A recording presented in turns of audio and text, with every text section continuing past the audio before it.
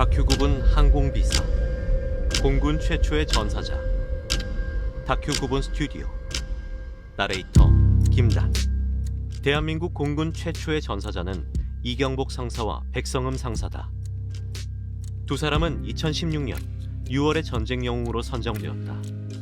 두 사람의 희생이 있었던 날은 1950년 6월 30일. 7일간의 한강 방어선 전투가 치열하게 벌어지고 있을 때다. 2016년 보훈처의 보도자료에서 그 상황을 설명하고 있다. 북한군이 한강 철교 도하를 시도하자 이경복 상사와 백성음 상사는 적들이 한강 철교를 이용해 탱크를 도하시킬 것으로 보인다. 적들의 움직임을 보고하라는 명령을 받았다. 두 사람은 한조가 되어 급조된 폭탄을 싣고 수원 기지를 이륙해 흑석동 상공으로 방향을 잡았다. 한강 인도교는 폭파했지만 한강 철교는 폭파에 실패했다. 철길 아래 침목만 손상되어 복구가 가능했다. 미 공군 B-26기가 폭격을 가했지만 다시 한번 실패한다. 한국 공군은 얼마 안 되는 정찰기를 총동원하여 적정을 살핀다. 한강 인도교를 발 아래로 보면서 한강 철교 쪽으로 기수를 돌려 북쪽 어귀를 정찰하던 중 북한군의 대공사격에 피격됐다. 이날 북한이 퍼부은 화력은 한국 전쟁을 통틀어 가장 많았다고 전해진다. L5 정찰기는 치열한 전장 위를 용기 있게 비행했다. 평소보다 낮은 1500피트 고도에서 아래를 살피다 대공사격에 걸려들었다. 피격된 순간 그들은 적의 탱크 수십 대를 발견하였고 기체 일부가 적탄에 피격돼 점점 심각한 상황에서도 이경복 상사와 백성음 상사는 수원기지에 적진의 상황을 무전으로 알렸다. 이 정찰보고로 미 공군 전투기의 공격을 유도해 북한군의 한강 도하를 지연시킬 수 있었다. 두 사람의 공이 점점 커진다.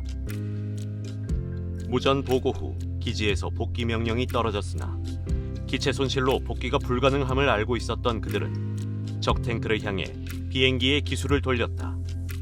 잠시 후 적진을 뒤흔드는 커다란 폭음과 함께 이경복 상사와 백성음 상사는 장렬히 산화했다. 그들의 희생으로 아군은 적의 한강 도하를 지연시키고 아군의 후퇴와 미 지상군 참전에 필요한 시간적 여유를 확보해 수많은 인명피해를 줄일 수 있었다. 경비행기인이 한강 백사장에 비상 착륙할 수 있지 않았을까? 그 대신 적 탱크로 기수를 돌린다. 장렬한 최후다. 이 이야기에는 허점이 있다. 어디까지 사실일까? 적진의 상황을 무전으로 보고할 수 있었을까? L4, L5 정찰기에 무전기를 설치한 것은 1950년 8월 14일이었다. 그날 미군으로부터 SCR-300 무전기를 공여받아 L4, L5에 설치하는 데 성공했다. 이경복 상사와 백성음 상사는 적진의 상황을 무전으로 알릴 수 없었다.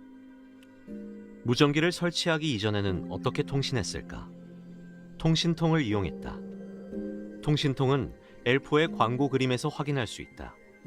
광고에서는 병사 2명이 들고 있지만 잘못하다간 갈고리에 걸려 하늘에 떠오를 수 있다. 현장에서는 사람이 들지 않고 강철 지지대에 걸고 바닥에는 대공포판을 깔아 표시를 한다. L4, L5 조종사들은 지상 15에서 20m까지 급강하한 뒤 잠시 수평 비행을 하며 통신통으로 다가온다. 후방 탑승자가 20m 길이의 밧줄을 내려 그 끝에 달린 갈고리로 통신통을 낚아챈다. 마치 낚시 같다. 정찰기에서 지상으로 메시지는 어떻게 전했을까? 이건 역시 광고 그림에서 확인할 수 있다. 통신통에 리본을 묶어 던지는 것이다. 윤흥열 장군의 회고를 보자. 통신통을 투하할 때는 낮게 비행했기 때문에 산에 부딪힐 위험이 있었다. 어떤 때는 준비한 통신통을 모두 사용해버려 메모지를 신발에 넣어 투하하는 일도 있었다. 1950년 4월 윤흥열 중위는 통신통 때문에 목숨을 잃을 뻔했다. 태어나 처음 비행기를 타보는 백두산 호랑이 23연대장 김종원 중령은 기대와 흥분을 감추지 못했다. 김 연대장의 공중시차를 미리 통보받은 양산국민학교에 주둔 중인 대대 CP에서는 대대장이야 여러 장병들이 나와 손을 흔들며 환영하고 있었다. 감격한 김 연대장은 부하들에게 격려의 메시지를 통신통에 넣어 투하하고 싶어 했다. 나는 엘포 좌측 창을 열고 낮은 고도로 학교 상공을 통과하며 적절한 지점에 이르자 말했다. 투하하라고 호령할 때 던지시는 겁니다. 알았어. 엘포기가 운동장 위로 다가간다. 하나, 둘, 셋, 투하! 나는 투하를 외쳤다.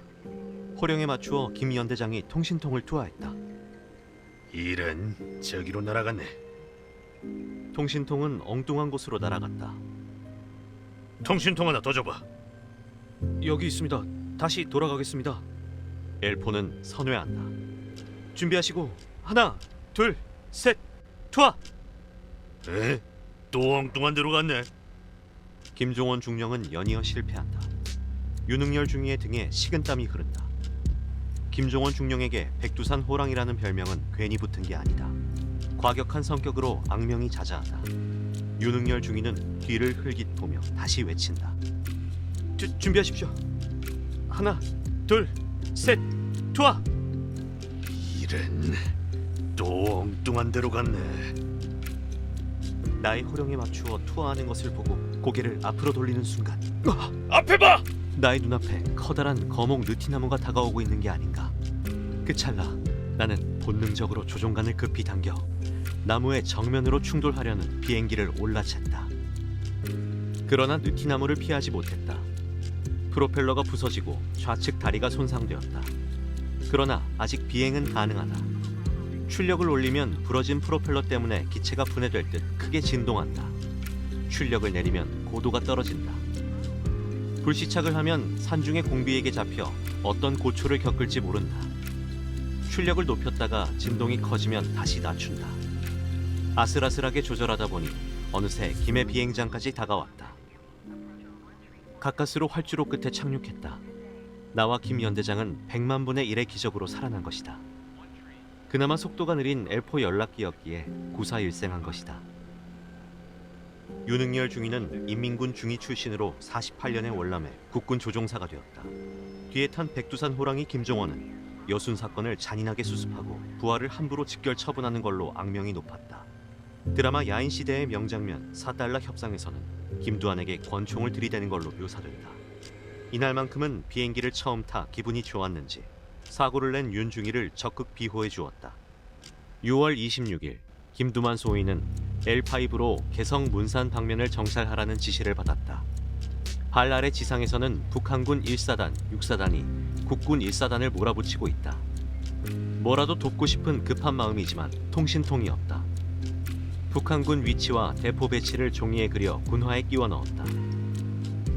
국군을 향해 군화를 던졌지만 누군가 받았을지 확인은 했을지 확인할 방법은 없다.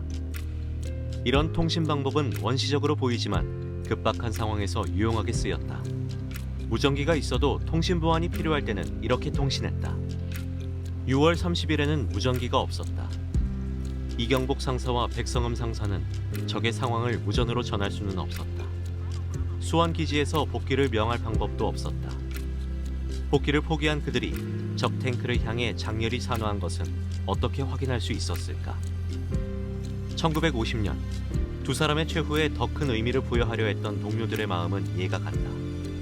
그러나 이런 장렬함이 현재의 공군에 필요할까?